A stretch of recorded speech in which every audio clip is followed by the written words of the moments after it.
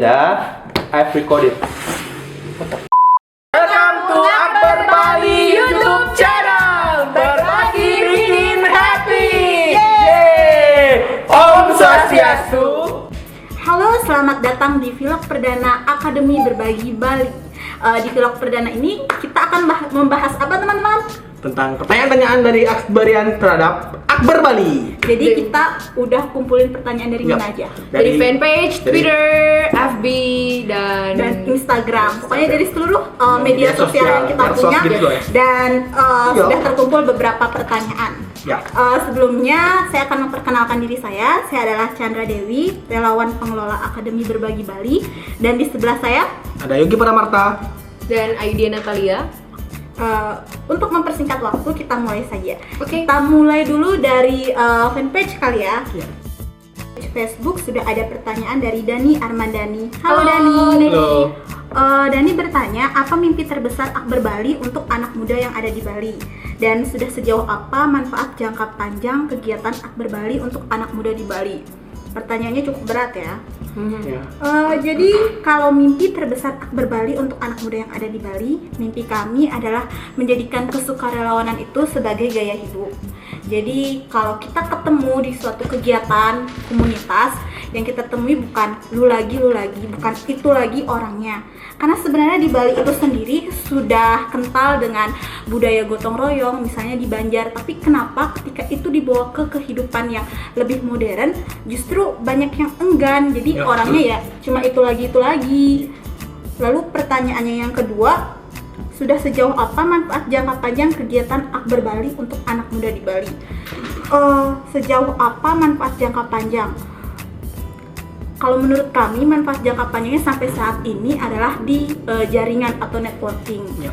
Karena kalau teman-teman yang mengikuti kelas Akbar Bali memang benar-benar bisa jaga networkingnya mereka akan dapat banyak sekali manfaat. Karena kita bertemu dengan orang dari berbagai macam kalangan ya.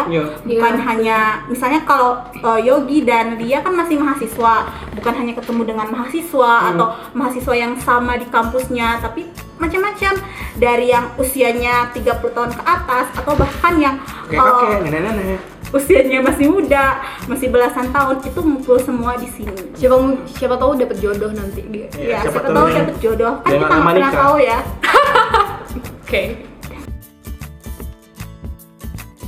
Oke, pertanyaan kedua datang dari akun Instagram Milia. Pertanyaannya adalah, share dong gimana teman-teman relawan di Akbar Bali bisa tetap kompak. Kami di Akbar Bali bisa tetap kompak karena kami juga mengadakan acara-acara di luar kelas, seperti kami ke Beleleng untuk vacation atau acara-acara lainnya, seperti kami jalan-jalan bareng dan tidak melulu tentang kelas. Atau nongkrong bareng di circle Jadi K sampai setiap malam. bulan kita biasanya ada meet up, dan meet upnya itu bukan hanya ngomongin tentang kewajiban di Akbar Bali. Jadi macam-macam karena kita juga berasal dari berbagai macam latar belakang ya. Ya. Dengan kegalauan misalnya, nggak punya pacar, Ya. kayak gitu. Dengan belum nikah. Kegaulan belasan. Atau cita-cita ingin menikah di usia ideal.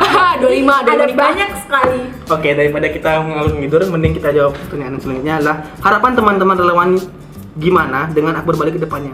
Harapan kami adalah gimana Akbar Bali bisa lebih kompak, orang-orang yang mungkin jarang ketemu kita atau jarang untuk bisa make up, bisa datang bareng, bisa ketemu, bisa lebih mengikat tali persaudaraan, pertemanan di Akbar, dan bisa membuat kelas-kelas lebih banyak lagi dengan guru-guru yang lebih inspiratif lagi. Buat jadi relawan Akbar, ada syarat khususnya nggak? Nggak ada sih. Yang Bisa ada, baca tulis.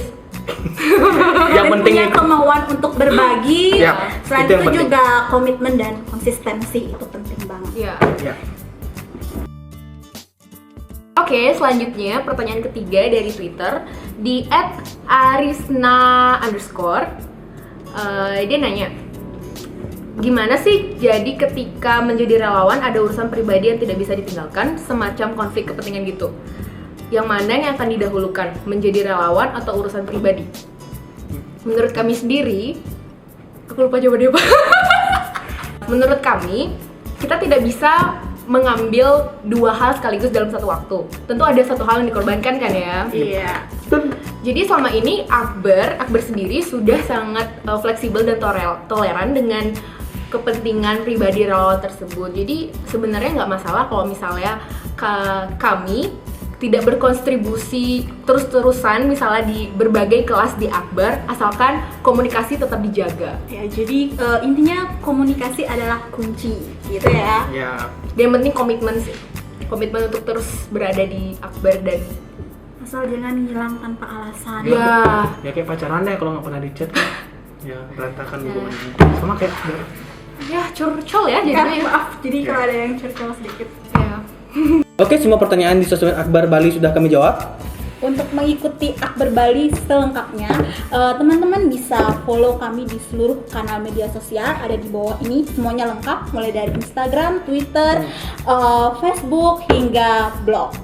Jangan lupa like dan subscribe.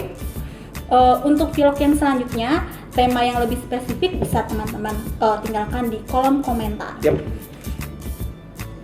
Sampai jumpa di kelas Akbar Bali selanjutnya. Berbagi bikin Happy.